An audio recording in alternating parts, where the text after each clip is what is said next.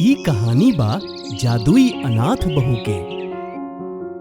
अमित एगो चिप्स बनावे वाली कंपनी में मैनेजर रहलन। उ जब कॉलेज में पढ़त रहस तभी उनकर बाबूजी उनकर शादी रीवा से करवा देले रहलन।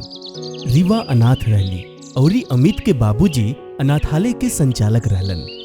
रीवा के अच्छा, शालीन और समझदार व्यवहार देख के ओकर बियाह अमित से करवा देलन।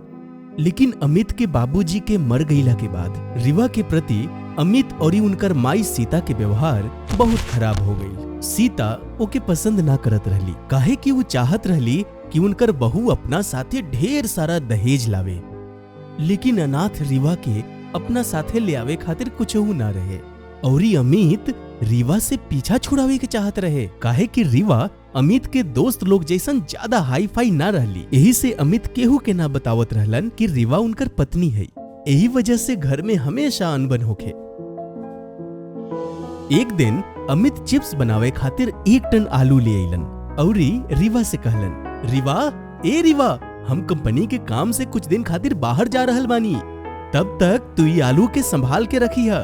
अमित के गईला के बाद सीता सोचली, अरे वाह, ई सही मौका बा ई मनहूस से हमेशा खातिर छुटकारा पावे के। और सीता मौका देखते आलू में सड़े वाला दवाई डाल देली, जेकरा वजह से सब आलू सड़ गईल और कंपनी के इतना बड़ा नुकसान भइला के वजह से अमित के नौकरी चल गई।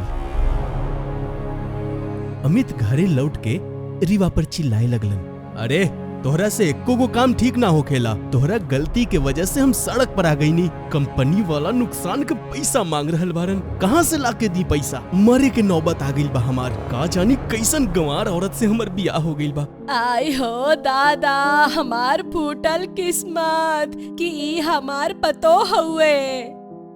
बबुआ, हमरा तो पूरा यकीन बा ई जरूर कहीं सब के सब आलू बेच देले बिया और सड़ल आलू यहाँ रख देले बिया। हम कालुए एकरा के बहुत सारा पैसा गिनत देखले रहनी। ए करम जली, अब ई घर में तबही गोड़ रखी है जब तोरा के सब पैसा मिल जाए। चल निकल यहाँ ले। ऐसन सुनते रीवा के आंख भर गई। वो रोते रोते वो घर से निकल गई। हे भगवान, हम इतना पैसा कहाँ ले लेके आए? भगवान जी, रउआ तो जानीला हम निर्दोष बानी। यह सब सोचत सोचत रीवा चलते चलते जंगल में कब पहुंच गईली उनका पता ही ना चलल। 2 दिन से भूखे रहला के वजह से रीवा बेहोश होके गिर गईली और जब उनका होश आई तो वो एगो आश्रम में रहली। बेटी, तू मत घबरा, हमरा तू बेहोश अवस्था में मिललू है, यही से हम तोहरा के यहाँ ले आइल बानी। ई हमार आश्रम बा, यहाँ तू बिल्कुल सुरक्षित बारू। बेटी, ई जंगल बहुत खतरनाक बा, तू एइजा काहे आइल बारू? ऋषि के पूछला पर रीवा अपन सब कहानी बता देली। ई ला बेटी, ई अभिमंत्रित जल के पियला के बाद जब तू आलू के छुअबू तो बिल्कुल सोना में बदल जाई। जा बेटी, अब घर जा और खुशी से रह।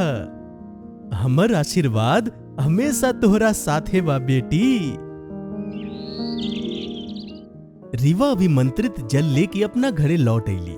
रीवा के आते ही सीता त जैसे ओकरा पर बरसे खातिर तैयार बैठल रहली और ऐसने भइल। का हो महारानी, पैसा मिल गईल कि यही तरह मुंह उठा के चल आइलू हा? रीवा सीता के बात के कोनो जवाब ना देली और अभिमंत्रित जल पी के सीता के सामने ही सब सरल आलू के छुए लगली और देखते देखते सब आलू सोना में बदल गईल। ई चमत्कार देख के सीता और अमित के आंख फाटल रह गईल। आय हो दादा, ई करम जली कैसन जादू सीख के आइल बिया। माई के रीवा पर चिल्लैला के बाद अमित बोललस, अरे माई, जादू काला होके चाहे सफेद, बाटे तक कामे के चीज नू। बस एक बार हम अभिमंत्रित जल चुरा ली, फिर तो बस सोना ही सोना बरसी। बस जल्दी से ढेर सारा आलू के इंतजाम करतानी। फिर अमित अपन सारा कमाई लगा के शहर के सारा आलू दुगना दाम पर खरीद लेले और सीता रात में जाके रीवा से अभिमंत्रित जल चुरा लेली। अभिमंत्रित जल पियला के बाद जैसे ही सीता आलू के छुअली उ सब सोना के बनला के बजाय सड़ गईल। हे भगवान, ई का हो गईल?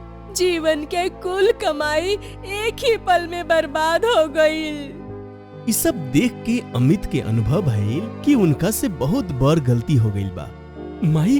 माई हमनी के रिवा साथे बहुत गलती कइले बानी जा और ई सब हमनी के कर्म के सजा बा। हमनी के यही के लायक बानी। और अमित रोवे लगलन। तभी ये रिवा आ गईली। सुनी जी, रउआ परेशान काहे होतानी? दुखी होके के कोनो जरूरत नहीं खे। हर सुख दुख में हम हमेशा रउआ के साथे बानी। हमरा लगे कुछो सोना के आलू बचल बा। हमने के ओकरा के बेच के एगो नया बिजनेस शुरू करल जाई।